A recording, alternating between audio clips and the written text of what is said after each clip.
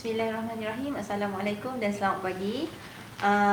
Terlebih dahulu, Museum Diraja Kuala Lumpur ingin mengucapkan ribuan terima kasih kepada rakan pelayar kita di luar sana yang setia menunggu, setia menanti dan setia memberi sokongan untuk program ini berlangsung pada hari ini.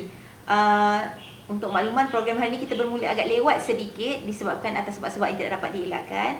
Dan kami juga memohon maaf kerana pada minggu lepas kita tak dapat melaksanakan program ini pun di atas sebab-sebab yang tidak dapat dielakkan. Dan Alhamdulillah minggu ini kita ke udara seperti biasa, cuma lewat sejam je. Jadi Prof, selamat datang. Jadi bersama kita untuk rakan pelayar yang baru sahaja bersama kita, Profesor Dr. Syam Rahayu Abdul Aziz, penyandang kursi Institusi Raja-Raja Melayu UiTM. Untuk sedikit makluman kepada rakan pelayar yang baru sahaja bersama kita, program Wacana Museum Diraja merupakan satu program kerjasama di antara Museum Diraja Kuala Lumpur di bawah Jabatan Museum Malaysia dengan kursi Institusi Raja-Raja Melayu UiTM. Dan setiap minggu insya-Allah kita akan cuba bersiaran bersama panel jemputan tetap kita, Prof. Dr. Syam Rahayu, mengupas perkara-perkara berkaitan yang di-Pertuan Agong Raja-Raja yang ada di dalam Perlembagaan Persekutuan. Jadi untuk yang baru bersama kita, pada dua minggu lepas kita telah membincangkan peranan yang di-Pertuan Agong di bawah perkara 153, dan kemudian dalam perbincangan berkenaan kita sempat membincangkan satu fasal yang mana meletakkan bahawa menjadi tanggungjawab yang di-Pertuan Agong untuk melindungi kedudukan istimewa orang Melayu dan anak negeri mana-mana antara negeri Sabah dan Sarawak dan kepentingan sah kaum-kaum lain. Dan pada minggu berkenaan, panel jemputan kita telah mengupas fasal ini dengan begitu mendalam sekali, dan insya-Allah kita akan cuba menghabiskan ada lebih kurang lagi 10 fasal ya, Prof, pada tempoh yang sangat singkat. Tanpa membuang masa, kita serahkan kepada Prof untuk menyambung perbincangan kita pada minggu ini. Silakan Prof. Okay, Bismillahirrahmanirrahim. Assalamualaikum warahmatullahi wabarakatuh. Salam silaturahim, salam ukhuwah. Terima kasih Puan Miti untuk pengenalan kepada program kita pada pagi ini, atau Wacana Museum Diraja dengan tagline kita prerogatif raja-raja lah, prerogatif yang di-Pertuan Agong. Itu yang kita bincangkan dari siri awal hingga ke hari inilah.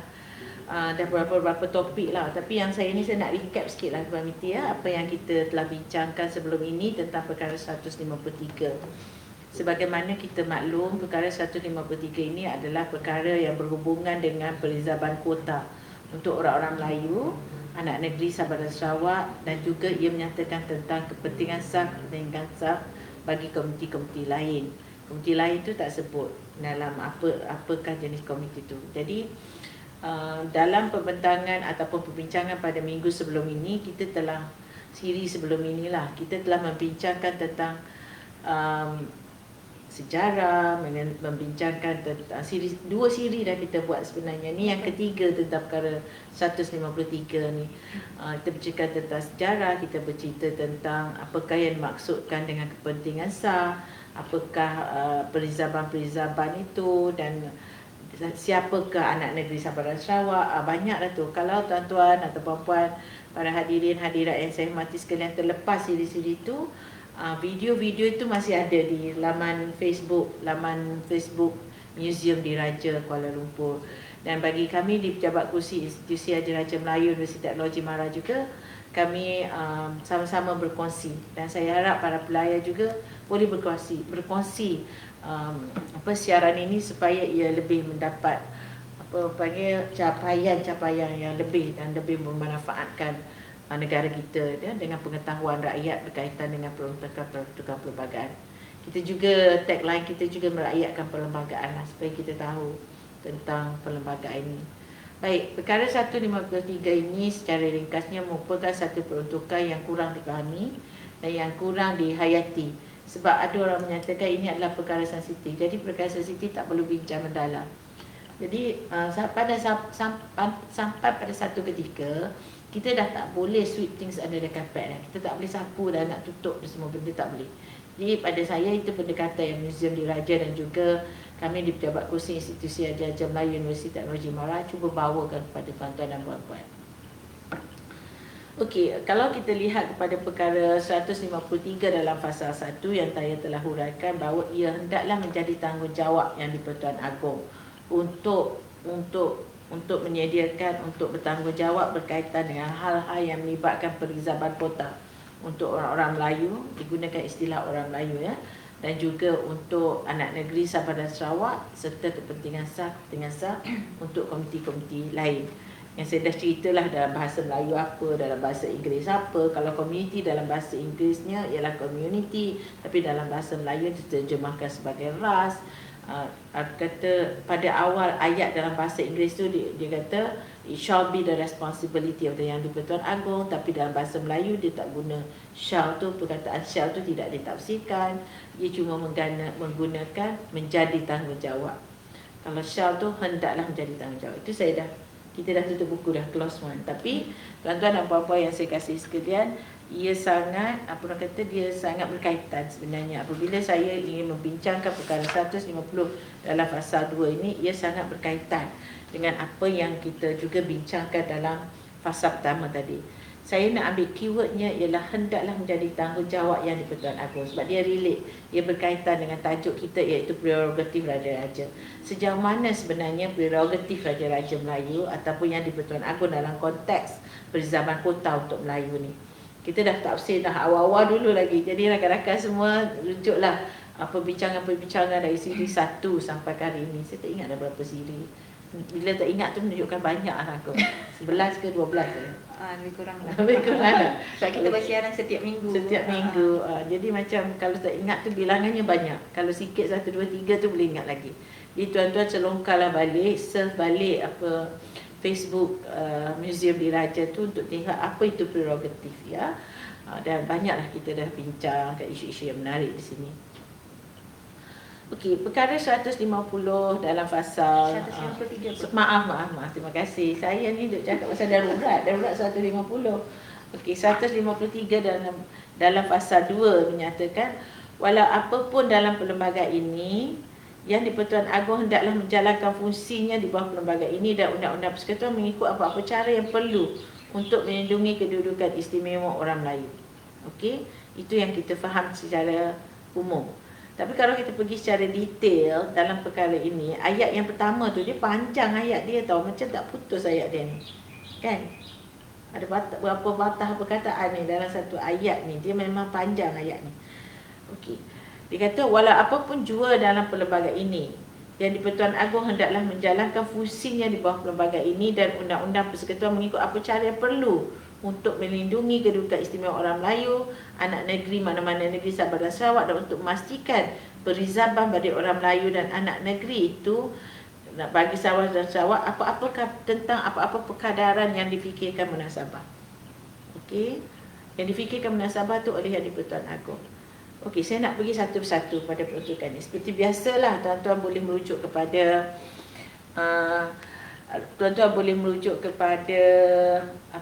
peruntukan perlembagaan, dan tuan-tuan mungkin perlu ada perlembagaan bersama tuan-tuan ya. Walau apapun jua dalam perlembagaan ini. Maknanya ini ayat yang biasa guna dalam perlembagaan. Dia kata notwithstanding anything in the constitution. Walau apapun ada dalam perlembagaan ini, tetapi tertakluk kepada peruntukan perkara 40. Whatever you have in the constitution, notwithstanding in the constitution, but tertakluk kepada perkara 40, but subject to the provision of article 40 and of this article.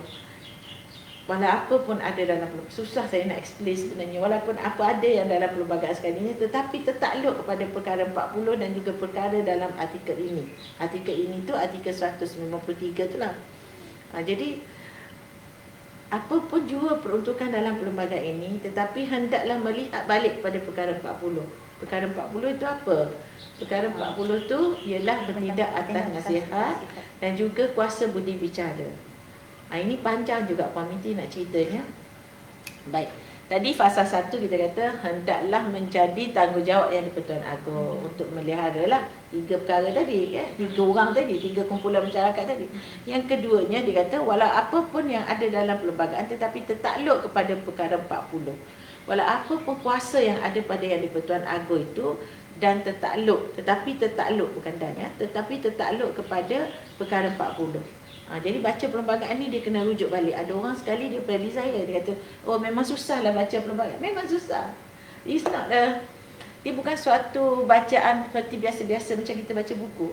Kalau kita baca artikel pun tengok nota kaki kan, dah biasa pening dah. Tapi perlembagaan ni macam itulah lagi berbelit-belit.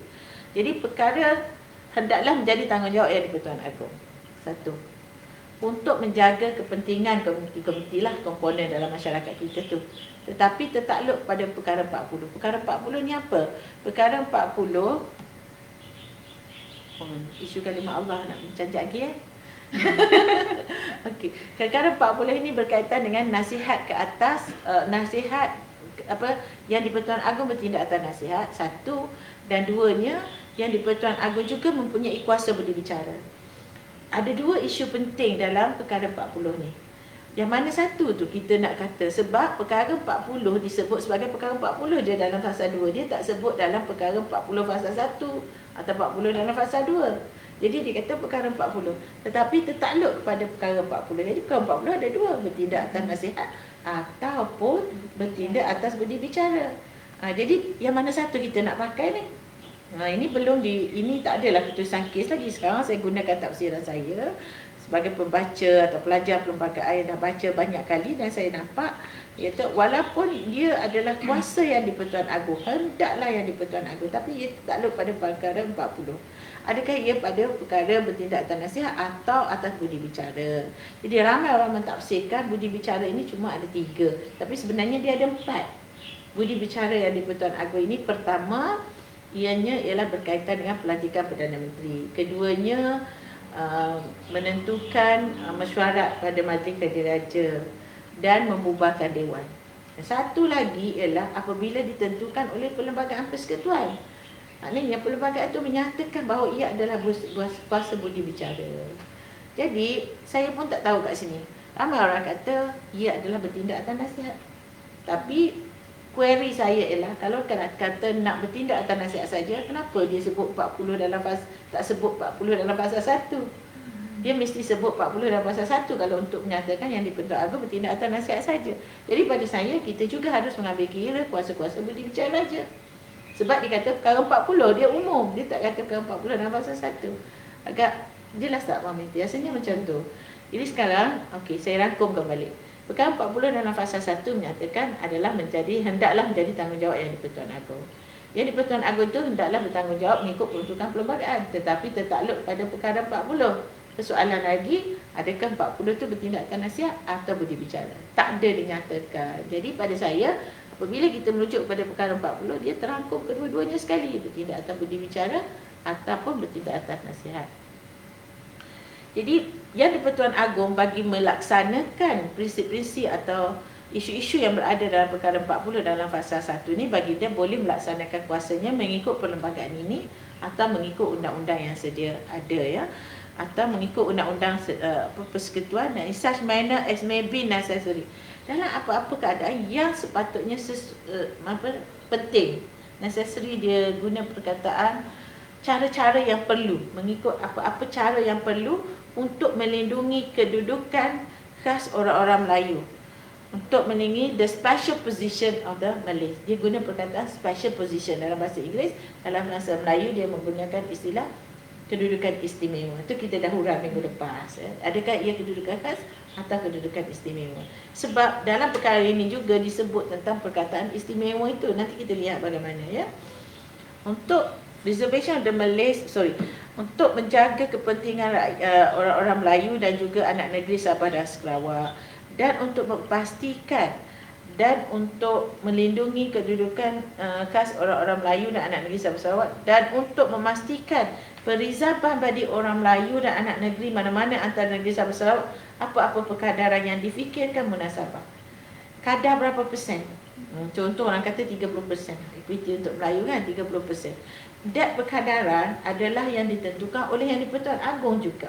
Bukan setakat tuanku Yang di-Pertuan Agong nak jaga perizabah itu, tapi menentukan perkadaran itu pun juga yang perlu, yang munasabah dan perlu itu juga adalah peranan Yang di-Pertuan Agong atau fungsi Yang di-Pertuan Agong. Dia kata perkadaran yang difikirkan munasabah oleh Yang di-Pertuan Agong daripada jawatan dalam perkhidmatan awam. Contoh kalau ada 100 jawatan, berapa jawatan yang munasabah tu? Terserah pada Yang di-Pertuan Agong. Cuma nak celah sikit Prof.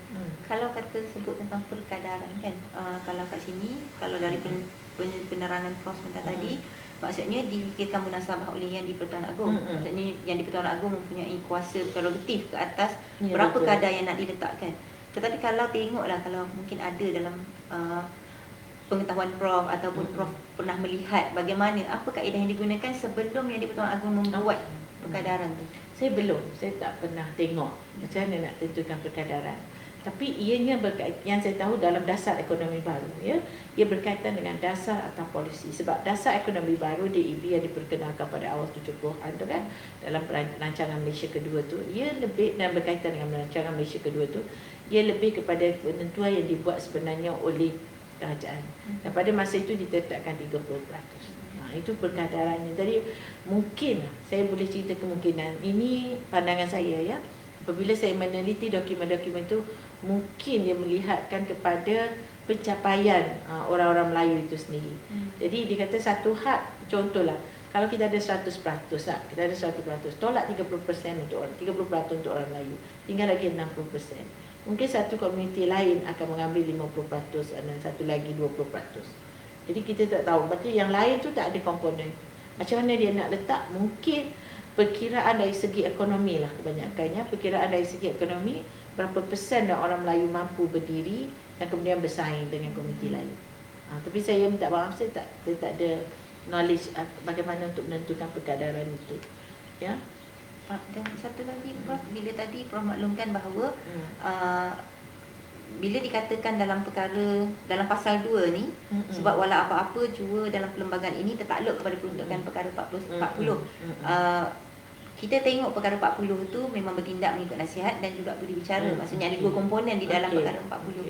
Tetapi kalau dalam perihal perizaban kota ni, sejauh mana sebenarnya prerogatif raja tu mengimbangi di antara khidmat mengikut, bertindak atas nasihat ataupun betul-betul menggunakan budi bicara. Itu payah nak cerita. Itulah saya cakap tadi.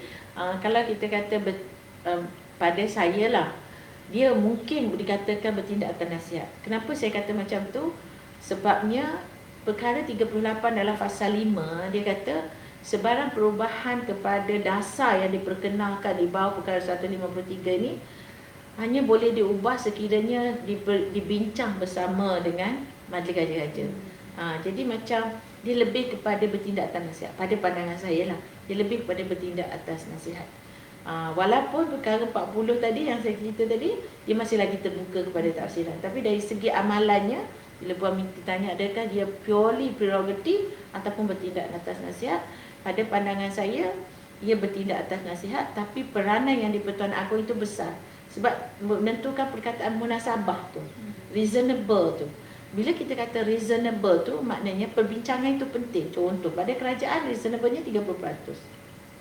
Mungkin pada Yang di-Pertuan Agong reasonable-nya 40% atau 25%, kita tak tahu kan. Jadi perundingan itu penting. Dan saya mungkin agak jelas pandangan saya di sini bahawa ia lebih kepada prerogatif yang ditetapkan melalui tindakan atas nasihat. Tapi saya pergi juga dululah, saya selalu hurai nasihat ni apa? Nasihat ini perkara yang betul lah. Jangan kata nak 10%. Jadi tak munasabah bagi Agong kan. Pada saya tidak munasabah lah 10% untuk sebilangan besar orang Melayu kan. Orang Melayu katakan 60%. Takkan nak bagi 10% saja kan. Ada dari segi yang munasabah itu. Jadi tak munasabah, jadi imbalance pula kan. Jadi sesungguhnya yang majoriti itu perlulah diberikan bilangan peratusan yang lebih tinggi berbanding dengan yang lebih. Sebab kita pergi pada peratusan kan, bukan bilangan bilangan atau jumlah suatu kumpulan itu. Jadi jawapan saya ialah dia lebih kepada bertindak atas nasihat, tetapi nasihat itu perlukan perundingan. Dan membawa kepada soalan yang seterusnya, Prof. bertindak atas nasihat, tadi Prof kata memang nampak macam bertindak atas nasihat, tetapi dah ada dua kumpulan yang berada di situ. Satu adalah Jemaah Menteri. Kalau kita tengok perkara 40 ni bertindak atas nasihat, memang Jemaah Menteri. Tapi kita ada juga Majlis Raja-Raja. Adakah ia diambil kira juga sebagai bertindak atas nasihat juga ke sekiranya kata Yang di-Pertuan Agong berbincang dengan Majlis Raja-Raja, ataupun bertindak atas nasihat itu hanya ditujukan kepada Jemaah Menteri sahaja? Okey. Adakah nasihat itu nasihat dari Jemaah Menteri atau juga nasihat daripada Majlis Raja-Raja untuk Yang di-Pertuan Agong bertindak? Kalau perkara 40 tu memang jelas, ia adalah nasihat daripada Jemaah Menteri. Okey, Jemaah Menteri atau Perdana Menteri atau seorang yang menteri yang diberi kuasa oleh Jemaah Menteri atau orang yang dilantik atau diberikan kuasa oleh akta, ya. Jadi di sini kalau persoalannya adalah bertindak atas nasihat siapa? Dia lebih kepada bertindak pada Jemaah Menteri atau orang-orang lain yang disebut di bawah perkara 40. Jadi bertindak atas Majlis Raja-Raja ni bila keperluan Majlis Raja-Raja. Ini sebenarnya berkaitan dengan kedudukan institusi beraja itu sendiri.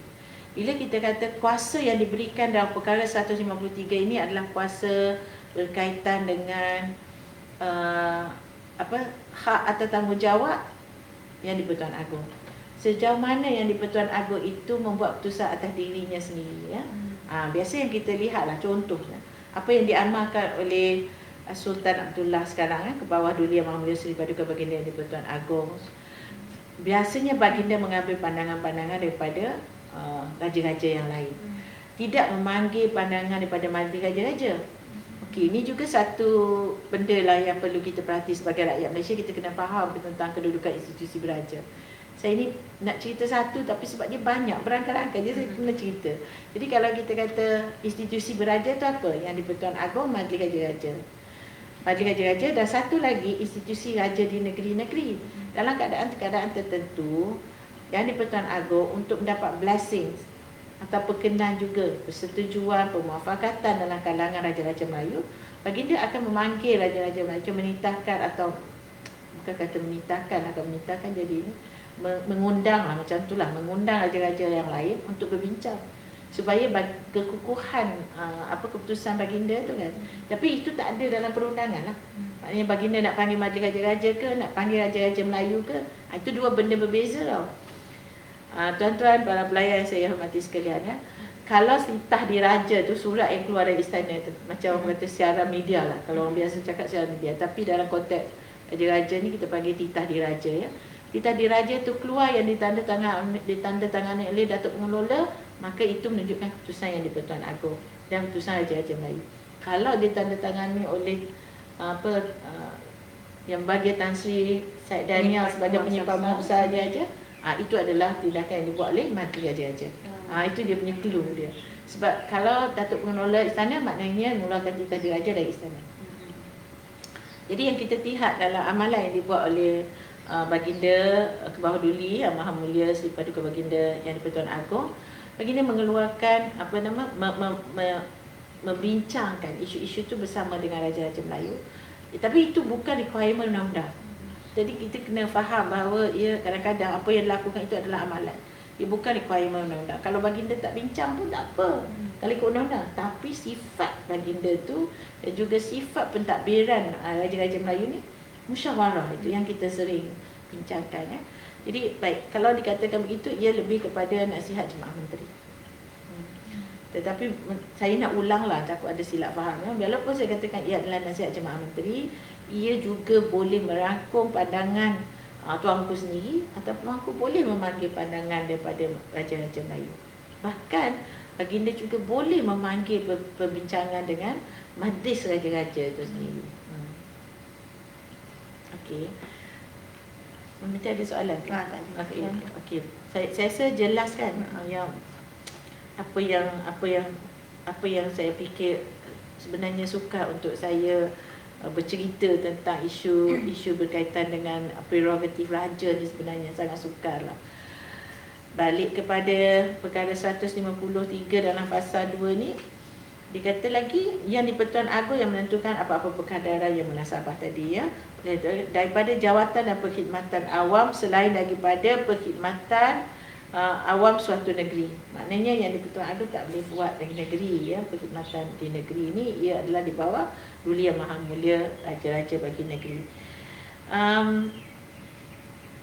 Dan daripada beasiswa, dana siswa dan keistimewaan pendidikan. Ini yang baru guna perkataan privilege, keistimewaan pendidikan dan latihan, dalam bahasa Inggeris dia guna privilege.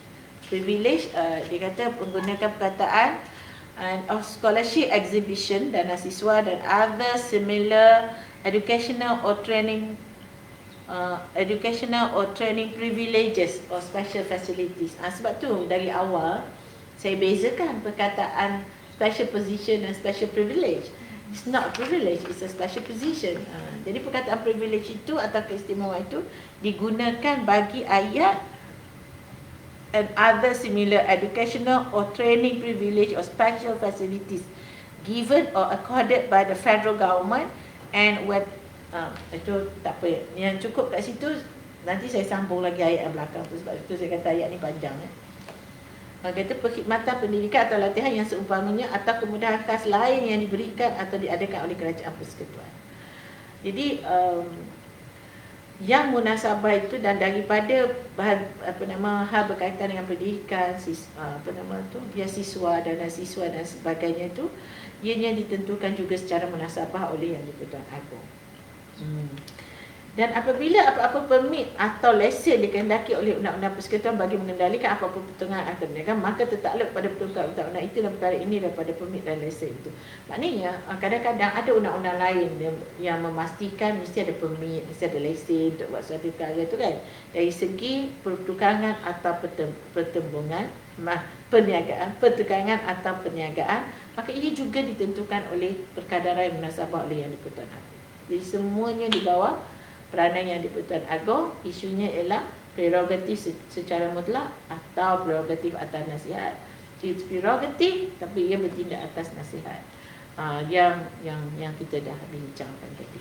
Cuma sebelum Prof saya rasa lepas ni Prof akan pergi ke pasal ketiga, sebab pasal kedua tu Prof dah terangkan dengan terang. Cuma untuk rakan-rakan kita yang di luar sana, kita sebenarnya dah pernah bincang pun sebenarnya dalam dalam perbincangan kita yang lepas, 2 siri untuk yang peranan Yang di-Pertuan Agong. Tetapi kita bincang, kita buat tafsiran, kita baca tafsiran tu secara sambil lalu.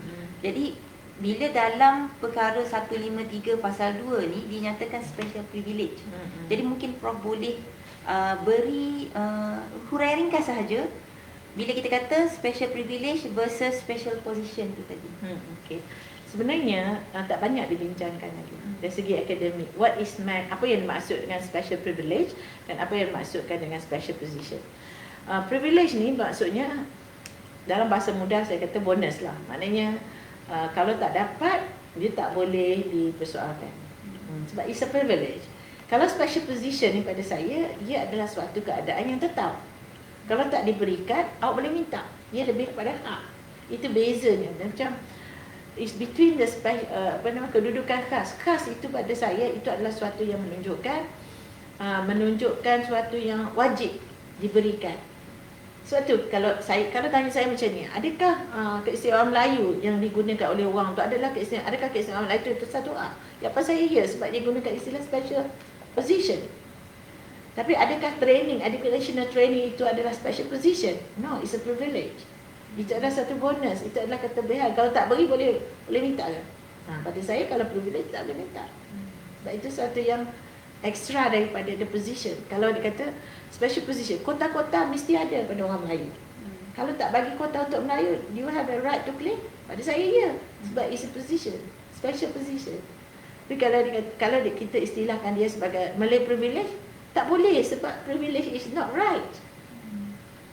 Sebelum ni ada perbahasan, saya berbahas dengan beberapa pandangan lah. Saya mengkaji sebab bila orang menggunakan istilah keistimewaan, dia telah merubah peruntukan perlembagaan pada saya lah. Kita betulkan istilah tu. Jangan, kita kata biasakan yang betul. Jangan biasakan, apa macam ni? Biasakan yang betul. Betulkan yang biasa, biasakan yang betul kan? Betulkan yang biasa. Macam tu. Kita betulkan yang biasa tu sebab yang biasa kita dengar keistimewaan Melayu. Bukan kedudukan khas. Kalau keistimewaan itu bermaksud kedudukan khas, tak apa. Bila keistimewaan itu ditugaskan kepada privilege, ditafsirkan sebagai privilege, itu yang menjadi sukar. Itu yang menjadi pertembungan maksud tu. Jadi sekarang kalau kita tengok bagi pada kamus pun, special position dengan special position and privilege is different. Adakah kedudukan di atas tu, contohlah kalau kita duduk kat tempat atas ya, itu adalah hak atau kelebihan kita. Dia tak semestinya buat privilege, dia mungkin boleh jadi hak. Jadi itulah, kalau kita katakan ini yang saya fikir kita perlu betulkan, yang biasa tu. Kita perlu betulkan dengan menyatakan bahawa itu adalah kedudukan khas bagi orang Melayu dan ianya bukan satu keistimewaan yang hanya menjadi bonus kepada orang Melayu. Dan perlu juga dinyatakan kenapa kita sangat-sangat menitik beratkan terminologi dalam perbincangan kita adalah kerana tafsiran apabila dibaca bahasa Inggeris lebih diterima dari bahasa Melayu. Betul. Saya duk baca komen ni, baca perlembagaan harus dirujuk kembali kepada perkara-perkara yang betul. Okey. Ada lagi tak? Saya suka bila Puan Minty tanya, jadi saya pun boleh explain lebih, ni kan, lebih detail lagi. Untuk perkara 2, jelas. Pasal 2 jelaskan. Okey. Pasal 3 pula. Kita pilih yang ada peranan agung kan. Yang di-Pertuan Agong boleh bagi memastikan mengikut fasa 2 perizaban bagi orang Melayu dan anak negeri mana-mana antara negeri Sabah dan Sarawak, jawatan-jawatan dan perkhidmatan awal dan beasiswa dan asiswa dan kesihatan pendidikan atau latihan atau kemudahan khas lain. Ini juga tadi saya tak cerita bila Puan Minty tanya dia adalah prerogatif mutlak dan sebagainya kan. Saya lebih kepada bertindak atas nasihat, tetapi kukuh juga untuk menyatakan bahawa nasihat itu sebenarnya mestilah berhati-hati. Sebab perkara ni fasal 3 dia juga kata yang di-Pertuan Agong boleh bagi memastikan mengikut fasal 2 perizaban bagi orang Melayu itu dan Sarawak semua-semua tu dia kata, memberikan apa-apa arahan am yang dimaksudkan bagi maksud ini, yang dikehendaki bagi maksud ini. Contoh yang di-Pertuan Agong fikir ini tak cukup lagi ni. Ni tak cukup lagi ni, perkadaran ni tak cukup lagi. Baginda boleh memberikan apa-apa arahan untuk memastikan perkara fasal 2 tadi, perkara 153 fasal 2 itu dilaksanakan. Okey, yang di-Pertuan Agong kata mungkinlah pada pandangan baginda memikirkan adalah tidak munasabah untuk memberi kepada orang Melayu hanya 10% kepada pejawatan-pejawatan tu. Jadi bila baginda bertanggungjawab untuk memastikan kedudukan khas orang Melayu itu dijamin, baginda boleh bagi arahan yang dikehendaki masuk pada perkara itu kepada mana-mana suruhanjaya. Contoh suruhanjaya perkhidmatan awam ya, yang menentukan berapa orang boleh mengambil perkhidmat awam untuk bekerja ni. Jadi baginda teliti, tak cukup lagi ni. Sebenarnya orang Melayu kena ada kota-kota sebegini. Dan baginda boleh memberi arahan kepada suruhanjaya berkaitan dengan perkhidmatan awam. Yang suruhanjaya ni ada 4, disebut di bawah bahagian 10 Perlembagaan Persekutuan ada 4 suruhanjaya, iaitu suruhanjaya perkhidmatan kehakiman dan perundangan pada perkara 138, suruhanjaya perkhidmatan awam. Ini mungkin berkaitan dengan perkhidmatan awam lah, yang kita katakan perkhidmat awam tadi ya, perkara 139. Suruhanjaya pasukan polis di bawah perkara 140. Ini sama juga pejawatan-pejawatan dan pasukan polis sebenarnya ya. Dia di bawah perkhidmatan awam. 140 dalam 140 kapital A Suruhanjaya perkhidmatan pendidikan. Kalau hal-hal berkaitan dengan suruhanjaya ini, baginda boleh memberi arahan, boleh memberikan apa-apa arahan ya, arahan umum lah yang dikehendaki bagi maksud itu. Maksud apa? Untuk menjamin ke kota-kota untuk orang-orang Melayu dan anak negeri Sabah Sarawak itu kepada mana-mana suruhanjaya yang terdapat di bawah bahagian 10 Perlembagaan Persekutuan. Mana-mana pihak bertanggungjawab dan pihak yang dipertanggungkan dengan tanggungjawab bagi pemberian dana siswa, beasiswa dan keistimewaan pendidikan atau lalihan atau kemudahan khas yang lain. Dan suruhanjaya atau pihak itu hendaklah mematuhi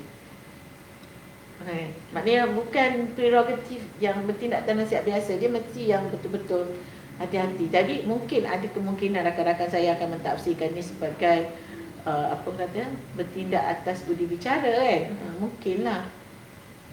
Maknanya pada saya tidak menolak kemungkinan, tidak menolak ketidakabsahan, tidak menolak bahawa ia sah, ia mungkin boleh dikatakan sebagai prerogatif yang mutlak tu.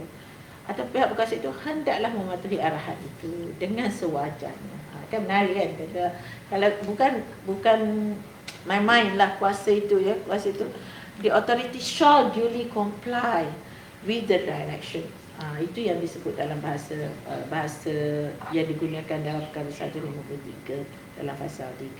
Jadi saya nak rangkumkan perkara 153 dalam pasal 2 dan pasal 3 ni ialah yang di-Pertuan Agong boleh membuat apa-apa perkadaran dengan mengimbangi nasihat daripada Jemaah Menteri dan juga peranan baginda dalam melaksanakan kuasa budi bicara bawah perkara 40 dua ni, di bawah 40, dengan menyatakan tentang hak baginda untuk mengarahkan, untuk memberikan direction kepada mana-mana suruhanjaya yang berkaitan dengan atau dipertanggungjawabkan dengan tanggungjawab menjaga kedudukan khas orang-orang Melayu dan juga komiti-komiti lain ni, atau kedudukan khas anak negeri Sabah Sarawak tu, dan suruhanjaya yang mendapat arahan itu hendaklah bertindak.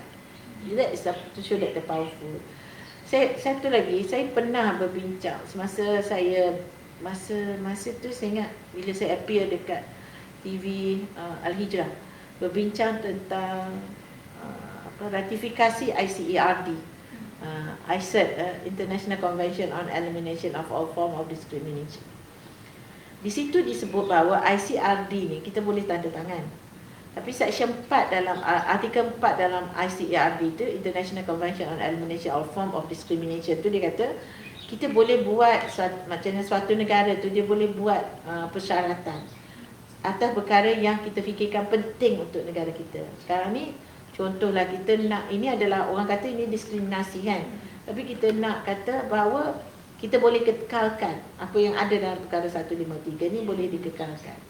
Tetapi kalau kita telah mencapai objektif 153 ni apa? Mengimbangi kan, mengimbangi kedudukan ekonomi, menjaga kepentingan Melayu, anak negeri, dan juga menjaga kepentingan sah komiti lainnya. Pada saya itu adalah mengimbangi. Dia kata kalau kita dah capai satu tahap tujuan pada artikel 153 tu, kita dah tak boleh lagi meletakkan persyaratan. Kita kena terima perkara satu dalam ICERD tu secara langsung. Itu yang menjadi isu. Kalau kita kata budi bicara yang di-Pertuan Agong ini adakah bertindak atas nasihat ataupun tidak, kalau budi bicara yang di-Pertuan Agong itu bertindak atas nasihat, mereka akan kata ICERD itu boleh ditandatangani. Boleh ditandatangani dan yang di-Pertuan Agong tidak dipersoalkan dan sebagainya ya. Tapi kalau pada saya dalam keadaan-keadaan tertentu yang di-Pertuan Agong seperti kata memberi arahan semua tu kan, dalam keadaan-keadaan tertentu yang di-Pertuan Agong ada hak untuk menegaskan apa yang baginda mahu kepada perzaban kota itu. Jadi di sini sampai bila-bila ia akan menjadi persoalan. Jadi dia akan jadi sukar kalau kita menandatangani dan tidak membuat perizaban tertentu kepada international instrument tu. Okey. Jadi bagi kedua-dua kedua-dua fasal ini, ia mengangkat peranan yang di-Pertuan Agong itu. Walaupun sikit sebanyak adalah unsur-unsur berkaitan dengan nasihat dan sebagainya itu, tapi yang pentingnya di sini ialah beberapa keywords yang kita perlu pegang ialah yang di-Pertuan Agong itu boleh menghendaki, boleh mencampaikan hasrat baginda itu dengan menghendaki tindakan-tindakan dibuat oleh suruhanjaya. Tapi Prof, kalau kata untuk yang mungkin soalan ni agak lari sikit lah, tapi bergantung kepada apa yang telah dipaparkan di gada media. Kalau di sini untuk Suruhanjaya bahagian 10 ni, apabila baginda mengarahkan atau menitahkan sesuatu perkara tu, termasuk perkadaran dan kemudian kota lah kita katakan untuk kemasukan orang Melayu dan juga komuniti lain ataupun mana-mana anak negeri Sabah dan Sarawak. Tetapi macam yang terjadi baru-baru ini, apabila yang ini sebenarnya saya rasa tidak termasuk, tetapi sebab dia isu semasa pada yang berlaku dalam seminggu dua yang lepas kan. Apabila kata dalam peruntukan perlembagaan juga tentang bahasa Melayu. Dan biasanya apabila memasuki perkhidmatan awam mesti wajib lulus kepujian dengan kepujian dalam bahasa Melayu. Betul kan? Tetapi recently baru-baru ni kita dikabarkan, Allah Alam lah sebab saya pun tak tengok statement yang benar daripada sumber, cuma yang dilaporkan di akhbar. Apabila Suruhanjaya Polis untuk menarik minat lebih ramai orang untuk memasuki bidang kepolisan ni, dilonggarkan syarat tentang bahasa itu. Okey. Sebelum ni telah berlaku dalam Kementerian Kesihatan. Banyak berlaku, tapi ini yang kita ambil yang latest lah. Jadi isu tu sebenarnya walaupun dia tidak berkait, sebenarnya ada sikit sebanyak lah berkaitan dengan perkhidmatan awam, syarat-syarat untuk jadi perkhidmat awam dan sebagainya. Tapi dari segi peranan yang di-Pertuan Agong dalam menjaga elemen-elemen warisan dan tradisi dalam fokus yang persoalan yang Puan Minty sebut ni dalam bahasa Melayu ya. Kalau kita ikut dalam perkara 152 tu, dia tak adalah sebut peranan yang di-Pertuan Agong untuk menjaga bahasa Melayu tu kan. Tetapi dari sini dia dalam penggunaan syarat-syarat untuk menjadi perkhidmat awam tu, dia di bawah dia di bawah peraturan-peraturan yang berkaitan dengan Suruhanjaya itulah. Jadi di sini kalau sejauh mana sebenarnya boleh penglibatan ataupun pelibatan institusi beraja dalam hal berkaitan di sini, saya fikir nak kata the denial of such powers pun tak adalah nak kata yang di-Pertuan Agong tak ada kuasa ke dan sebagainya ya. Tapi yang pentingnya di sini apabila kita melihat pada perkhidmat awam tu, syarat-syarat untuk jadi perkhidmatan awam tu juga perlu diambil kira tentang kenegaraan. Tentang bagaimana seseorang itu boleh menjadi perkhidmat awam yang berwibawa sekiranya bahasa Melayu tu tidak menepati keperluan. Sebenarnya kan untuk mencapai tahap bahasa Melayu sebagai bahasa rasmi yang juga ada dalam perlembagaan, kita perlu menjadikan syarat penting untuk pada saya lah, untuk penjawat awam atau perkhidmat awam ni. Sebab apa? Mereka akan melaksanakan bahasa Melayu sebagai bahasa rasmi. Jadi dia berkait kat situ. Dia macam kalau kita tak letak syarat awak pandai bahasa Melayu semua tu, dia tidak akan membolehkan perkhidmat awam ni menjalankan urusan rasmi dengan bahasa Melayu. Sedangkan itu adalah requirement di bawah Perkara 152 juga. Jadi dia macam tidak akan menyokong peruntukan perlembagaan tu antara satu sama lain. Jadi amalan tu pada saya lah secara umumnya, amalan kepada suatu perkara tu hendaklah menyokong apa yang dinyatakan atau dimaksudkan dalam perlembagaan. Kalau orang tak bawa kat mahkamah perlembagaan macam tu, dia diam je lah kan. Okey. Keempat. Saya teruskan. Sila. Pada menjalankan fungsi di bawah ini, dari fasa 1 hingga fasa 3, yang di-Pertuan Agong tidak boleh melucutkan mana-mana orang daripada apa-apa jawatan awal yang dipegang olehnya atau daripada terus mendapat beasiswa dan beasiswa atau latihan atau kemudahan kelas lain yang dimati olehnya. Ini yang dikatakan keadilan tu. Bukan tidak akan berlaku kezaliman. Walaupun kita kata mesti ada perizaban kota kan, yang di-Pertuan Agong mesti jaga perizaban kota untuk masyarakat orang Melayu dan juga anak negeri Sabah Sarawak. Tapi kalaulah dia kata dalam melaksanakan fungsi agung ni, fungsi yang di-Pertuan Agong ni apa? Fungsi yang di-Pertuan Agong yang kita cerita tadilah, menentukan perkawalan dan juga memberikan arahan-arahan am kepada Suruhanjaya tu. Itu dua fungsi utama kan. Kalau yang dalam melaksanakan fungsi tu, yang di-Pertuan Agong kata nak menentukan perkadaran. Oh ni banyak sangat dekat satu kaum ni, kita lucutkan dia. Tak boleh. Sebab dia ada. Itu perkara 4. Pasal 4 tu. Itu maksud dia tidak boleh melucutkan dalam menjalankan fungsinya untuk fungsi dan peranannya sebagai orang yang hendak menentukan jaminan terhadap kedudukan orang-orang Melayu dan orang-orang anak negeri Sabah dan Sarawak, nak jaga kepentingan macam mana. Bukanlah sampai ke tahap baginda boleh merampas lah, melucutkan pada saya merampas mengenai orang lain. Sebenarnya perkara 153 tu tak menganiayai. Jadi orang sekarang biasa baca 153 fasa 1. 153 fasa 4 cara jawab. Jadi dia balik semula pada kata kunci tadi, kalau bertindak atas nasihat tu perkataan berhati-hatilah maksudnya yang dulu menasihatkan tu. Di samping Kalau kalau kita nak kata yang di-Pertuan Agong dinasihati oleh Jemaah Menteri kan, adakah Jemaah Menteri boleh menasihati sesuatu yang bercanggah dengan perlembagaan? Jawapan saya tidak. Kalau yang di-Pertuan Agong dinasihati kata, okey ambil 70% untuk orang Melayu, ini akan berlaku kezaliman kepada bangsa lain pula. Jadi inequality, sebab tu inequality between races atau between communities itu akan menyebabkan ketidakadilan. Bila inequality itu akan menjadikan ketidakadilan, dia akan bahaya pada hubungan etnik, akan bahaya pada keselamatan negara lah.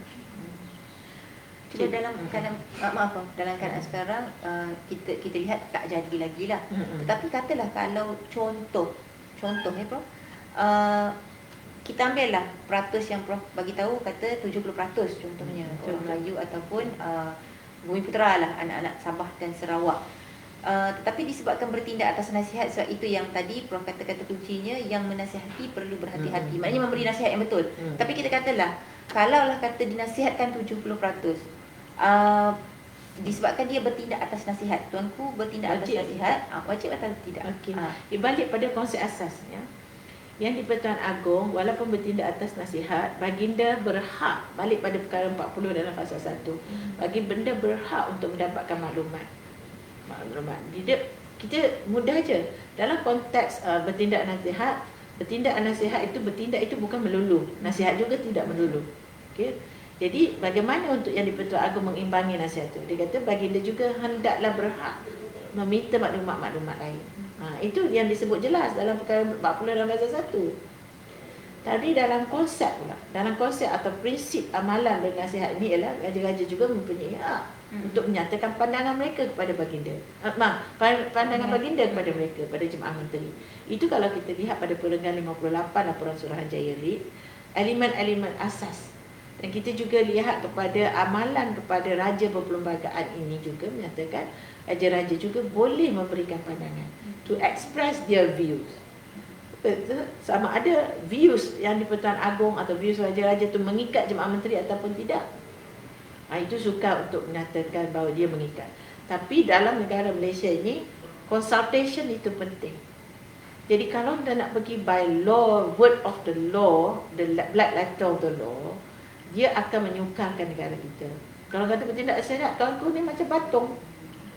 Bertindak nasihat, tuanku kata kalau diberikan pandangan dan sebagainya oleh Jemaah Menteri, tuanku sign je.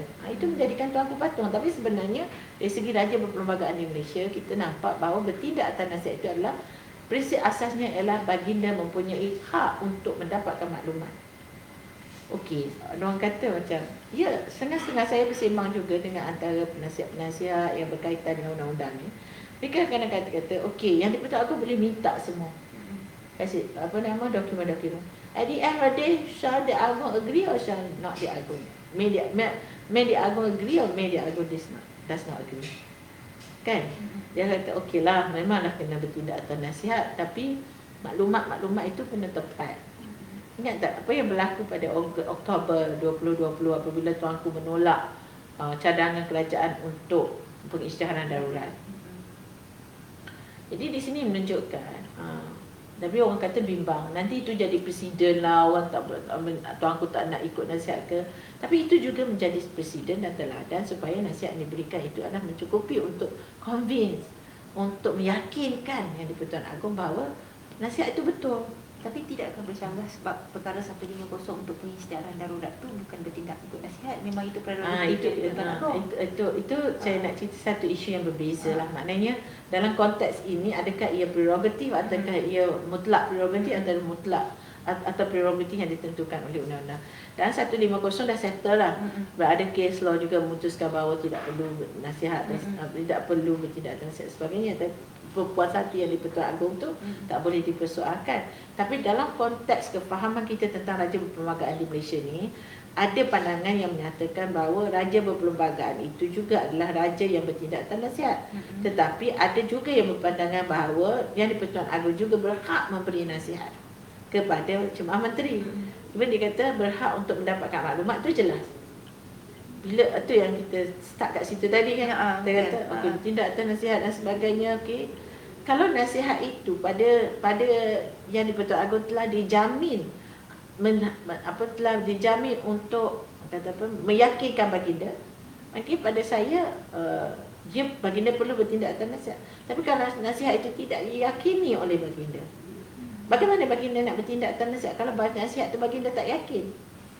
Dengan bagi dokumen, saya tak boleh menerima nasihat ini sebab pada saya lah baginda berhak untuk menyatakan bahawa baginda tidak boleh menerima nasihat tersebut kerana maklumat-maklumat itu tidak menepati, atau maklumat-maklumat itu bercanggah, atau maklumat-maklumat tidak diberikan kepada baginda. Jadi di sini contohlah, nasihat datang dari Jemaah Menteri, baginda perlu buat sesuatu. Lepas tu baginda kata berikan better maklumat-maklumat berkaitan, tiba-tiba Jemaah Menteri diam aja. Itu belum sampai ke satu tahap baginda perlu bertindak atas nasihat tersebut, walaupun nasihat dah ada, tapi maklumat tambahan tidak dapat diberikan. Okey, atau yang di-Pertuan Agong dalam satu situasi lain meminta dokumen yang diberikan kepada baginda. So baginda diberikan dokumen-dokumen tersebut. So baginda masih lagi belum berpuas hati untuk bertindak atas nasihat.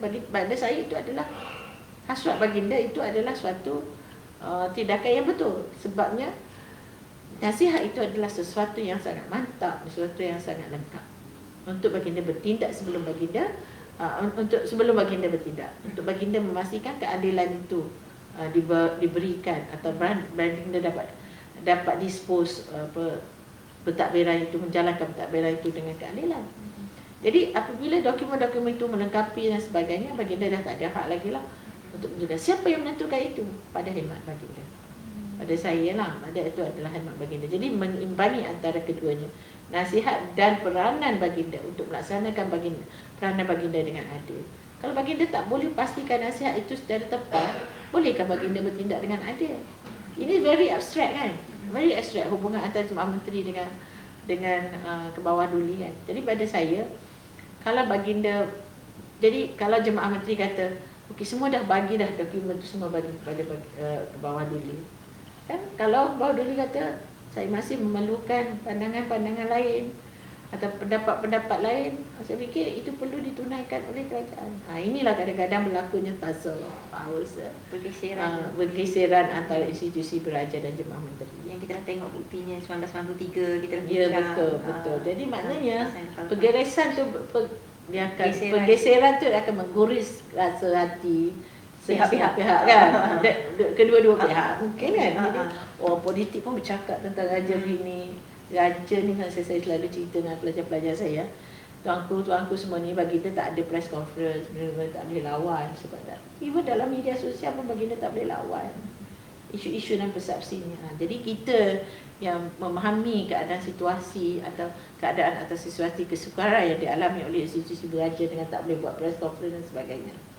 Dan kat mana raja nak bergantung? Jadi dari segi kefahaman kita lah. Kalau ramai orang cakap macam Jemaah Menteri ada hak semua tu. Jadi kita lihat dalam perlembagaan ni, tuan-tuan baca sendiri perkara 153 dalam fasa 2, fasa 3 ni, dia menunjukkan suatu keseimbangan perlu dicipta.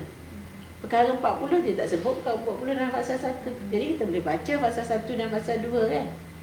Jadi satu lagi disebut juga kuasa baginda untuk memberikan arahan am kepada Suruhanjaya. Itu menunjukkan peruntukan perlembagaan yang sebenarnya berhasrat untuk mengimbangi kedua-dua hak tu. Hak raja untuk bertindak atau memancarkan keadilan. Hak Jemaah Menteri untuk memastikan pentadbiran yang gemilang sebetulnya. Dia bertembung, dan tanggungjawab raja itu penting. Kadang orang duk fikir pasal hak kan. Raja tak ada hak, tapi ada raja ada tanggungjawab atau tidak? Kan? Jadi kita lebih kurang lah, jangan bertanya sangat tentang hak ni. Lebih pada raja ada tanggungjawab ataupun tidak. Dalam konteks ini memang jelas tanggungjawab raja kan. Konteks kedudukan ataupun apa orang panggil tu? Perlizaban kota. Okey. Kita ada 5 minit ke lagi tu? Tak apalah, saya fikir yang lain tu boleh baca sendirilah. Ni saya sebab dalam perkara dalam perkara 153 saya skip 136 ni sebab dia ada dia lebih kepada kesaksamaan dalam perkhidmatan awam. yang tu kita bincang dari segi diskriminasi lah sebenarnya.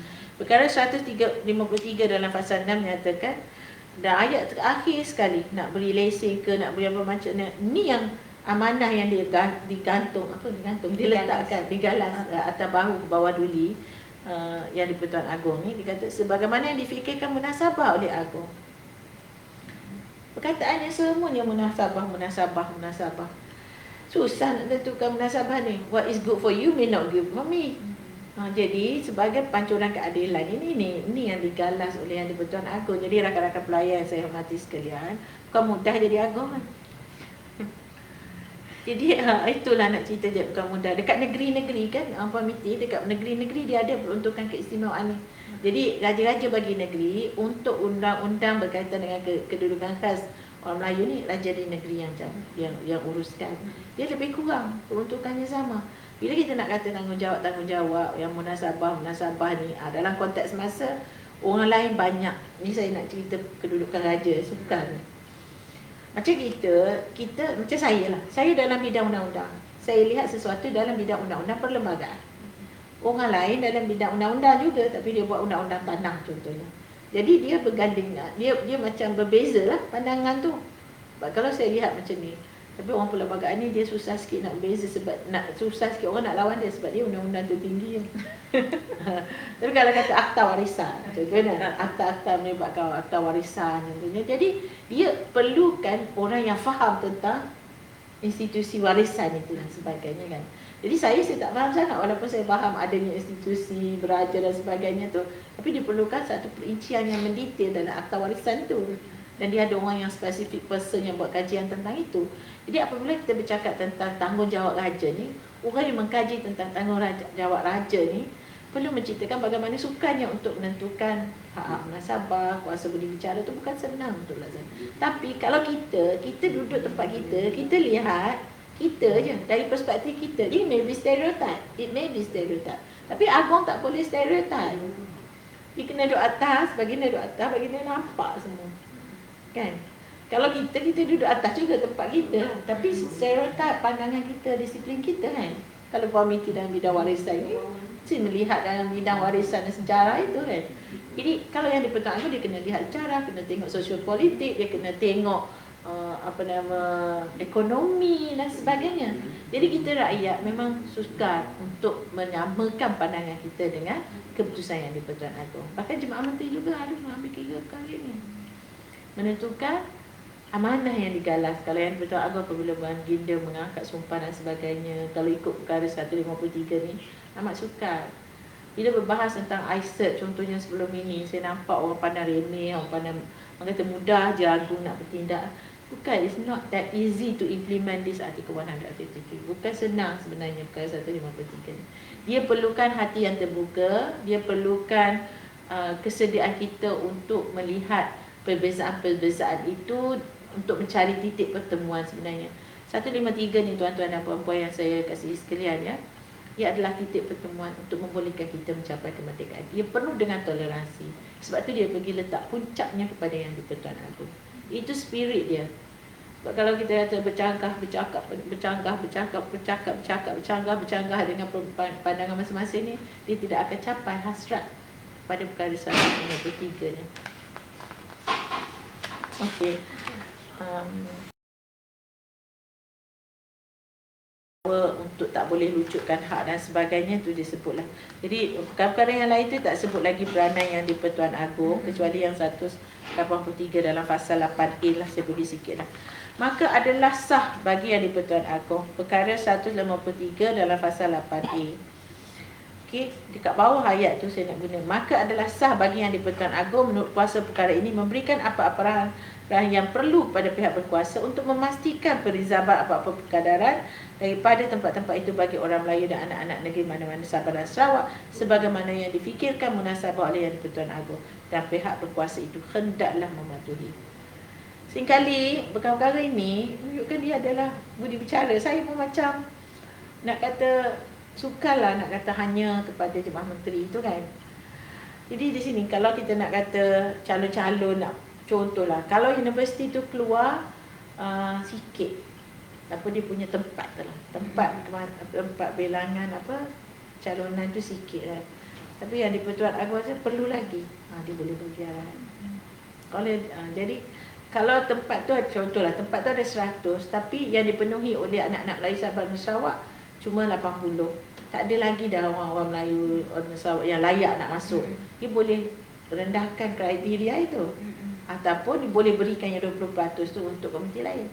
Jadi terserahlah kepada kewajaran untuk munasabah dan kuasa itu, pihak berkuasa itu hendaklah mengetahui beberapa kali ayat-ayat ini digunakan dalam perkara 153 ni. Tapi Prof, kalau kita lihat pada kalau yang 8A ni lebih kepada pendidikan kan. Betul.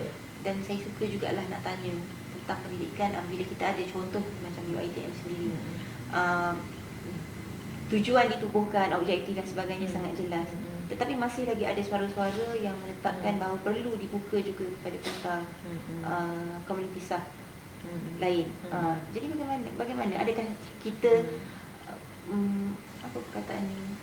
Menaikkan untuk buka ke bukan bila kita letak dalam perkara pasal 8A ni, adakah ia mencabuli sebenarnya spirit of this 8A di bawah perkara 153? Okey, kalau kita kata kalau nak rujuk pada perkara 8A, tapi kalau saya respons dulu pada UiTM lah. Perkara UiTM ni ditubuhkan mengikut Akta 174 kan. Akta ini adalah suatu akta yang membolehkan UiTM itu disertai hanya oleh Bumiputera, masuk Melayu dan anak-anak di Sabah Sarawak yang kita termakan sebagai Bumiputera. Jadi persoalannya sekarang orang duk berebut kotak ni je lah. Yang kotak ni hanya bawah 153. So masing-masing nak robek kotak ni. Sedangkan 153 tu benarkan kotak itu dibentuk. UiTM itu dibuat. Jadi kenapa nak mempersoalkan UiTM? Dia seolah-olah mempersoalkan perkara 153 itu sendiri kan. Jadi sebab saya kalau melihat pada 153 dan melihat kepada Bumiputera saja di UiTM, ini mendatangkan ketidakadilan pada perlembagaan itu sendiri. Jadi kalau orang kenal UiTM ni, Chancellornya ialah yang di Pertuan Agong. Setiap kali yang di Pertuan Agong bertukarlah Chancellor UiTM kan. Jadi ini menunjukkan bahawa UiTM itu di bawah perkara yang munasabah bagi yang di Pertuan Agong untuk menetapkan suatu kota bagi pendidikan. Tapi kalau nak juga pendidikan untuk komuniti-komuniti lain, saya fikir yang di Pertuan Agong juga boleh berkenan. Sekiranya tuan merasakan dengan perkara munasabah itu perlu ada yang lain, tapi janganlah berebut kotak ni kan. Jadi yang sekarang ni sebenarnya ialah untuk memenuhi perkara 153 apa yang dikehendaki oleh perlembagaan itu. Kalau perlembagaan itu menyatakan ianya sah untuk dibuat, pada saya kenapa ia dipersoalkan lagi? Kalau dipersoalkan UiTM sama mempersoalkan peruntukan 153 dan ini adalah perkara sensitif. Yang dibuat di bawah perkara 10 dalam pasal 4. Tapi untuk bertahun-tahun itulah yang disuarakan. Saya kata pun dah stop here.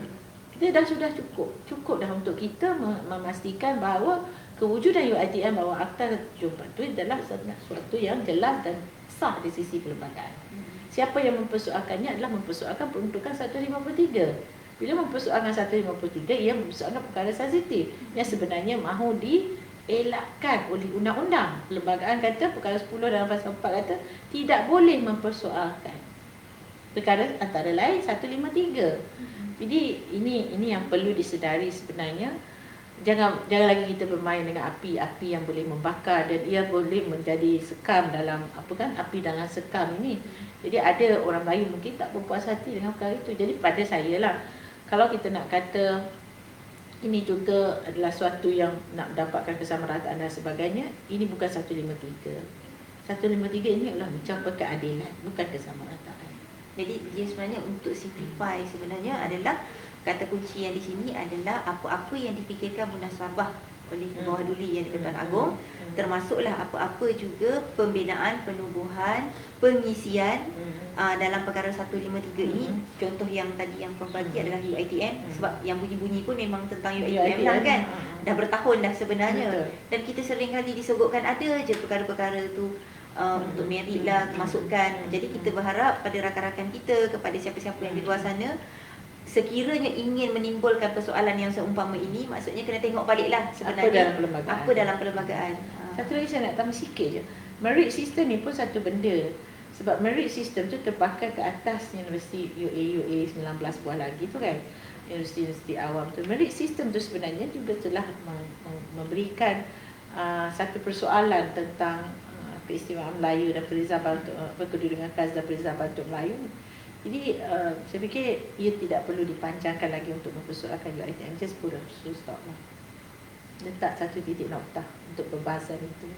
Dan saya sendiri, kalau saya silap tolong betulkan ya, Prof. Okay. Dalam semua perkara yang kita bincangkan, kita tak bincang semua sebab majoriti daripada perkara yang keempat itu dari 6 dan seterusnya ia lebih kepada permit, lesen, pertukangan, perniagaan, dan ianya sangat straightforward, sangat jelas.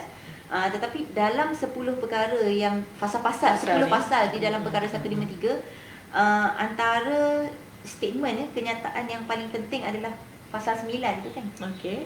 Yang menyatakan bahawa perkara ini adalah apa-apa jua, tiada apa-apa jua dalam perkara ini memberi parlimen kuasa untuk menyekat perniagaan atau pertukangan semata-mata bagi maksud perizaban.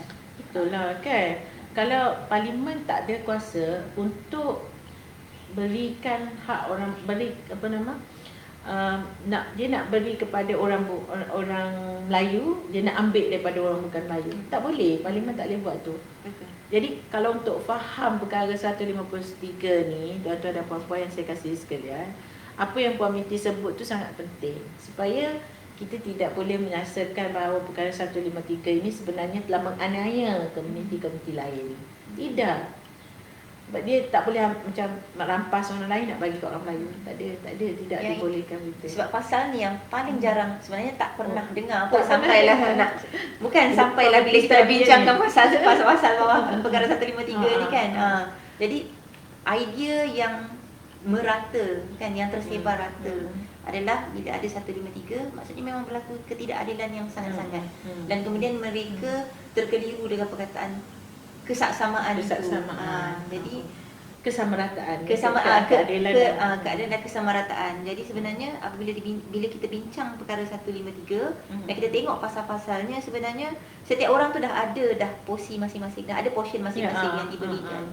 Cuma sekarang ni timbul rasa manusia lah, puas hati tak puas hati je lah kan. Kata cukup lah sudah, sebab perlembagaan ini cuba mencari, mengimbangi keadilan sebagainya lah. Jadi pokok pangkalnya, konklusi yang Puan Minty sebut tadi, pasal 9 tu, ia adalah memberikan satu gambaran. Itulah pentingnya kita membaca perlembagaan secara penuh. We cannot pick the cherry we like, ya. Kalau kita ambil apa yang kita suka saja, tu bahaya lah baca perlembagaan tu. Sehingga kita ketemu lagi lah, insya-Allah. Satu hari saya nak sebut lah, sorry ya, tapi mungkin saya sebut dah selit-selit bila-bila nanti ya.